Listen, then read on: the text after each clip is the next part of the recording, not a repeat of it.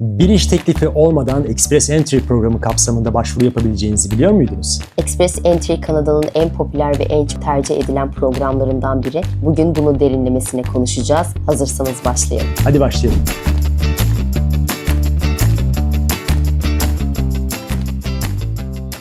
Herkese selam. Merhabalar, kanalımıza hoş geldiniz. Evet, Express Entry en popüler ve en çok tercih edilen göçmenlik programı dedik. Şimdi bunların kriterleri nelerdir teker teker inceleyeceğiz. Express Entry bir puanlama sistemi arkadaşlar. Kişiler dil yeterlilikleri, yaşları, eğitim seviyeleri ve iş tecrübesine göre puanlanıyorlar. Bu puan ile birlikte Express Entry havuzu içerisinde beklerken Göçmenlik Bakanlığı belirli periyotlarda gelip yeterli puana sahip kişilere kalıcı oturum izni için davet gönderiyor. Peki mevcut iş tecrübeniz ve kriterleriniz daha yüksek puan almanıza yardımcı olabilir mi? Hadi onu öğrenelim. Şimdi bu programın alt kategorileri var. Burada da 3 tane göçmenlik programı var. Bunlardan ilki Federal Skilled Worker Program, ikincisi Federal Skilled Trades Program, üçüncüsü Canadian Experience Class. Tabii hepsinin başvuru şartları birbirine benziyor fakat bazı farklılıklar var, küçük ayrıntılar var. Federal Nitelikli İşçi Programı yani Federal Skilled Work Programı'na uygun musunuz? Bunlara bakalım. Bu program kapsamında iş deneyimi olan ve Kanada'da kalıcı oturum izni almak isteyenler için fırsat kapılarını aralayan bir program. Peki buna herkes başvurabiliyor mu? Hadi inceleyelim. Başvuru için 3 temel gereksinimi karşılamanız gerekiyor arkadaşlar. Birincisi nitelikli iş deneyimi, dil yeterliliği ve eğitim. Başvuru için 3 temel özelliği karşılamamız gerekiyor dedik. Bunların ilki nitelikli iş deneyimi. Nitelikli iş deneyimi nedir? Kanada'ya yerleşmek için Notch-TR kategorilerinde en başından beri göçmenlik programında hep bahsettiğimiz bu kategoriler iş deneyimlerinize göre kategorilendiriliyorsunuz biliyorsunuz. Burada bir iş deneyimine sahip olmalısınız ancak sadece bir iş deneyimi yetiyor mu? Deneyiminizin son 10 yıl içinde elde edilmiş olması ve 1560 saatlik çalışmayı tamamlamanız gerekiyor. Ama iş deneyiminizin çalışma süresi ve şekli sizi uygun hale getiriyor mu bu programa başvurmak için? Bunları inceleyeceğiz. Evet, ikincisi Dil yeterliliği. dil yeterliliği. Başvuru yapmadan önce tabii dil becerilerinize bir gözden geçirmeniz gerekecek. Ama sonuçlarınız geçerli mi? Bunlara bir bakalım. Belki de test sonucunuzun geçerlilik süresi programa başvurduğunuz zaman dolacak ve bu küçük detay sizi bambaşka bir sonuca götürecek. Buna da dikkat etmeniz gerekiyor. Üçüncüsü de Eğitim. eğitim. Eğitim şart. Eğitim şart. Doğru. Vallahi bu programlar dolu dolu bir eğitim istiyor. Çoğunda Kesinlikle. öyle. Bundaki sistem şu. Diplomanız yeterli mi? Yani eğitim Kanada'da önemli bir kriter arkadaşlar. Ve Kanada'da eğitim almadıysanız, Kanada dışında eğitim aldıysanız bu sertifikalarınızı ve diplomanızın denkliğini kanıtlamanız gerekiyor. Ve eğitim kredilendirme değerlendirmesi raporuyla belgelerinizin başvuru için yeterli olup olmadığını görmeniz gerekecek. İkinci programımız seçim faktörleri. Bu kategoride puanınız yeterli mi? Yani başvurunuz kabul edilirse size bu puan verilecek. Peki bu puan kaç olmalı? Başvuru sahipleri, yaş, eğitim, iş tecrübesi, dil becerileri, Kanada'da iş teklifi ve uyum gibi bazı faktörlere göre değerlendirilecek. Bu puanlamada 100 üzerinden en az 67 puan almanız gerekiyor. Peki bu 67 puan sizi bu program kapsamında kabul edilmenize yetecek mi? Bunları inceleyeceğiz. Bir de şöyle bir ayrıntı var. Mali yeterlilik. Mali yeterlilikte Kanada'da hayatınızı kurmak için yeterli bütçeniz var mı? Buna bakıyorlar. Başvurunuzu yaparken mali yeterliliğinizi kanıtlamanız gerekir ama bu zorunluluk herkesi kapsıyor mu? Bu önemli. Başvurduğunuz program ve iş teklifinizin olması bu zorunluluğu ortadan kaldırabiliyor. Yani eğer ki bir iş teklifiniz varsa mali durumunuzu kanıtlamanıza gerek yok demektir. Evet. Bir de kabul edilebilirlik diye bir faktör var. Bakalım Kanada'ya uygun musunuz? Kanada'ya giriş yapabiliyor musunuz? Şimdi Kanada'ya giriş yapmadan önce ülkeye giriş şartlarını tabii karşılamanız gerekiyor. Başvuru yaptıktan sonra bir sürprizle karşılaşmamak adına şartlarınızı da kontrol etmelisiniz. Yani sonuç olarak en başına dönersek iş deneyiminizin 1 yıl kesintisiz tam zamanlı olması gerekli. Dil yeterliliğinizin iş kategorinize göre TR 0 ve 1 kategorisinde buradaki meslekler için minimum CLB 7 seviyesinde olması gerekiyor. Bunun da karşılığı işte IELTS'teki bir önceki videolarımızda bahsettik. Oradaki o açıklamaya koyduğumuz listeden karşılaştırılmış karşılığını görebilirsiniz. Tier 2 ve 3 meslekleri için CLB 5 seviyesinde olması gerekiyor. Dil puanınızın da başvuru tarihinden itibaren 2 yıl geçerli olması gerekiyor. Tarih dolmasın diye ona da dikkat etmek gerekiyor. Eğitiminizin, diplomalarınızın, sertifikalarınızın Kanada'daki eğitim düzeyine eşit ya da bunun üzerinde olduğunu kanıtlamak için eğitim değerlendirme raporu denkliğinizi almanız gerekiyor.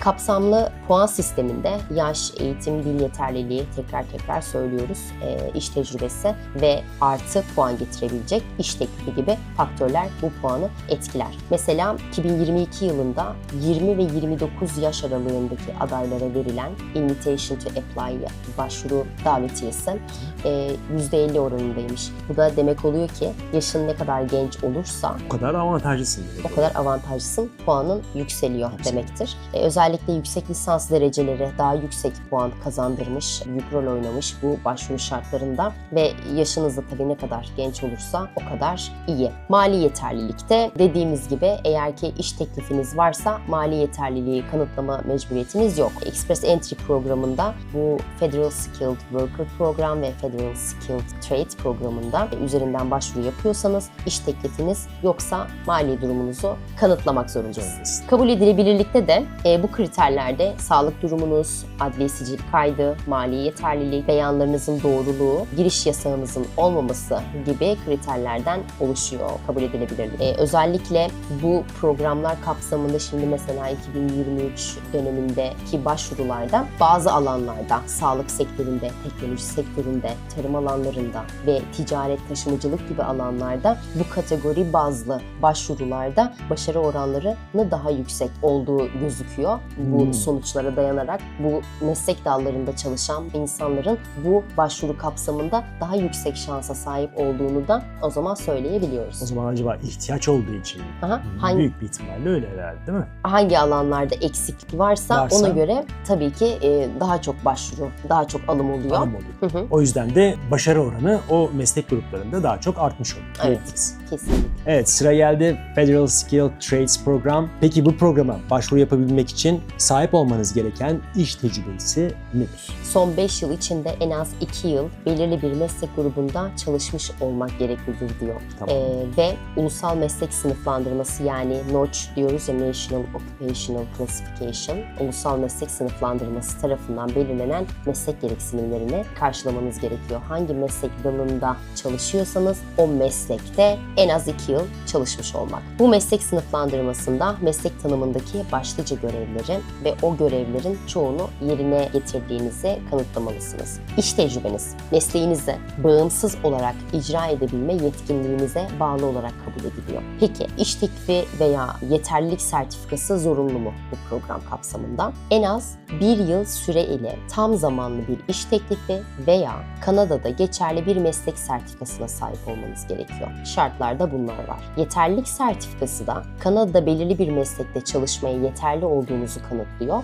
Bu sertifika il veya federal otoriteler tarafından veriliyor. Sertifika almak için mesleki tecrübeniz ve eğitiminiz değerlendiriliyor. Peki dil yeterliliğimiz bu program kapsamında ne olması gerekiyor? Dil yeterliliği konuşma ve dinlemede en az CLB 5, okuma ve yazmada en az CLB 4 puanına erişmeniz gerekiyor. Ama dediğimiz gibi ne kadar yüksek puan alırsanız sıralamada o kadar yukarıya çıkarsınız. Yani sen bütün şartları karşılarken senden daha yüksek dil puanı almış biri senin önüne geçiyor. O yüzden her şeyi maksimumda tutabilmeniz gerekiyor. Bu önemli. Evet, buraya kadar tamam. O zaman eğitim durumu ne olacak? Federal Skilled Trades programında eğitim şartı yok. Ah. Ama aldığınız diplomanız, sahip olduğunuz diplomanızın ve sertifikalarınızın size ek puan getireceğini de unutmayın. Evet. Ek puan. Ne kadar çok puan toplarsanız bu program kapsamında o kadar avantajlısınız. Üst seviyeye çıkarsınız. Bu da iyi bir avantaj olur. Evet. Son olarak finansal durum.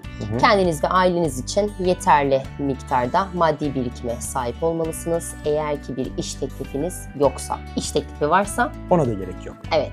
Evet.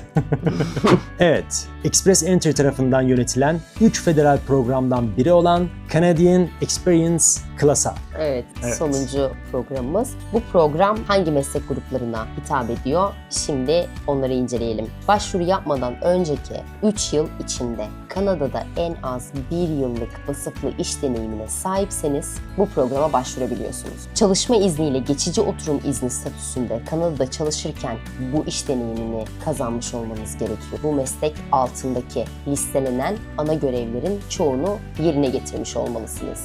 Ve vasıflı iş deneyimi. Peki bu vasıflı iş deneyimi nedir?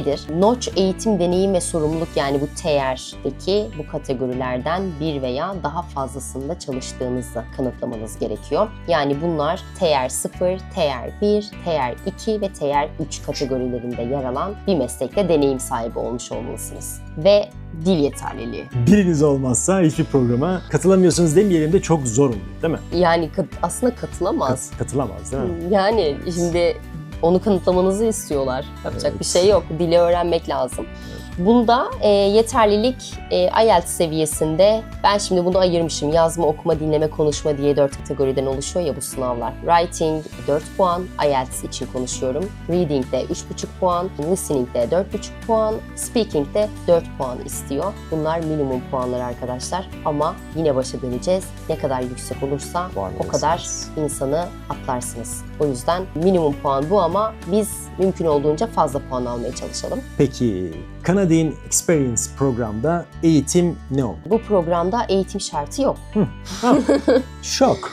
Eğitim şartı yok. Fakat puanınızı nasıl artırabilirsiniz? En önemli kısım bu. Eğitim şartı yok ama eğer ki sizin artı sertifikanız, mezun olduğunuz lisans programları, herhangi bir program varsa bunları da bu program kapsamında sunup artı puanlar alabilirsiniz. Peki ben bu Express Entry havuzunda sıralamamı nasıl iyileştirebilirim? Bunu 2 şekilde yapabilirsiniz. Birincisi, Kanada'da lise ya da yüksek öğrenim kurumundan aldığınız diplomanız veya sertifikalarınız varsa bunları ekleyebilirsiniz. Diğeri ise Kanada dışında edindiğiniz üniversite, lise diplomaları ve sertifikaları varsa bunları da yine eğitim değerlendirme raporuyla denkliğini alıp bunları da sunabilirsiniz. Böylelikle eğer ki aranmayan şartlar varsa ya da minimum seviyede dil puanı istiyorlarsa ne yapacağım? Ben bu dil seviyesini bir tık daha yükselteceğim, artı puan alacağım ve eğitim şartı yoksa onu üzerine koyacağım, Bir artı puan puanla. alacağım.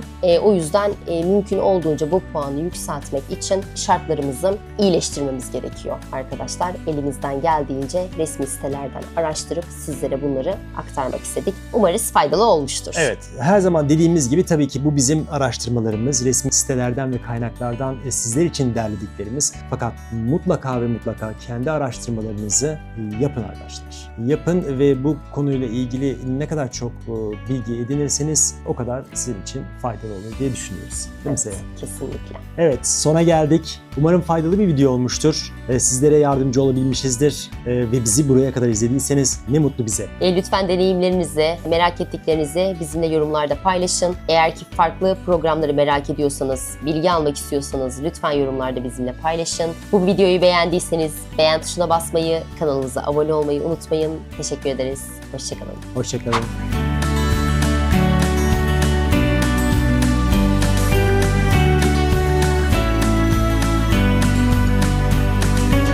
Wow! What's her name? Little Lady. Little. Buradan başlıyor. Buradan geçip hop Amerika'ya geçiyorsunuz.